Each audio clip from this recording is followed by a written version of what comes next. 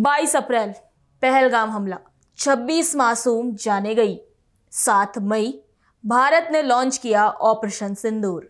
सिर्फ 23 मिनट में 9 आतंकी ठिकाने तबाह, 100 से ज्यादा आतंकियों का खात्मा और सरकार का दावा जरा भी कोलैटरल डैमेज नहीं। विदेशों से आई तस्वीरों को सरकार ने बताया झूठा प्रोपेगेंडा और कहा सबूत है तो दिखाओ वरना खामोश रहो। नमस्कार, मैं हूं अक्षता रावत और आप देख रहे हैं आज का एजेंडा। संसद जहां नीतियां बननी चाहिए, लेकिन वहां एक सियासी तूफान आ गया। ऑपरेशन सिंदूर पाकिस्तान को चेतावनी देने वाला मिशन था, लेकिन संसद में वो चेतावनी बदल गई शोर में, नारों में और कुछ कुछ नौटंकी में भी। सवाल यह है, क्या हम सुरक्षा पर गंभीर हैं या सिर्फ राजनीति की पटकथा लिख रहे हैं? बहस भी, बयान भी और वो व्यंग जो आपको मुस्कुराते हुए भी सोचने पर मजबूर कर दे। क्या ये मिशन नए भारत की शक्ति का प्रतीक है या राजनीति का नया पत्ता? सरकार की नई उपलब्धि है या विपक्ष के पास मुद्दा बनाने का मौका? जानेंगे इस रिपोर्ट में। जैसे ही लोकसभा की कार्रवाई शुरू हुई, माहौल गर्म था। रक्षा मंत्री राजनाथ सिंह खड़े हुए और बोले, ऑपरेशन सिंदूर भारत का संकल्प है। पाकिस्तान अगर दुस्साहस करेगा तो जवाब और कड़ा होगा। सदन में मेजें थपथपाई गई, लेकिन विपक्ष शांत नहीं रहा। बहस शुरू हो चुकी थी और ये बहस सिर्फ सरकार के दावे और विपक्ष के सवालों तक सीमित नहीं थी। ये बहस राष्ट्र सुरक्षा के असली मायनों पर थी, मानो एक स्ट्राइक संसद में भी हो गई हो। इस विषय पर सत्ता पक्ष का एक राग था, नया भारत डरेगा नहीं, रुकेगा नहीं।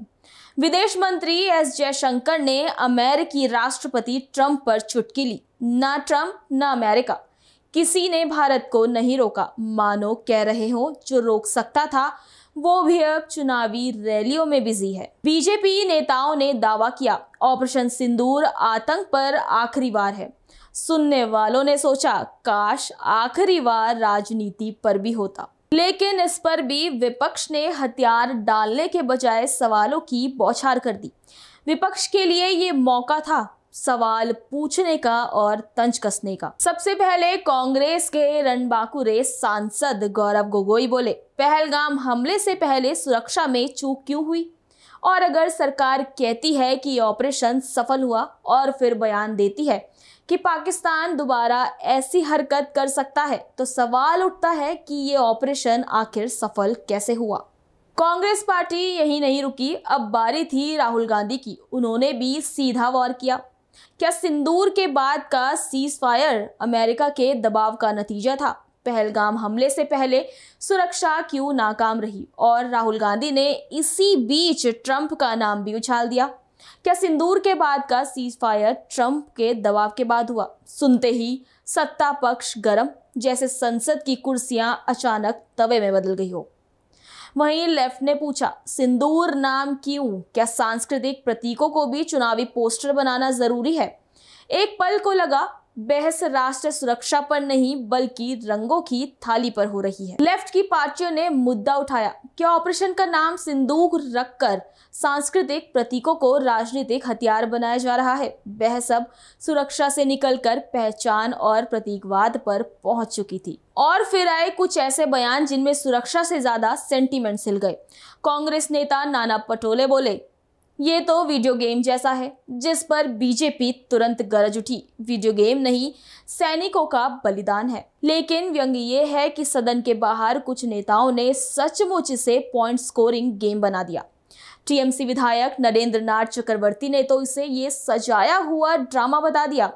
उसी दौरान बीजेपी ने एनआईए जांच की मांग कर दी, जैसे बहस के बीच में सीबीआई का ट्रेलर दिख गया हो। लेकिन हद तो तब हुई जब पंजाब के सीएम भगवंत मान ने कहा कि महिलाएं अब मोदी के नाम का सिंदूर लगाएंगी।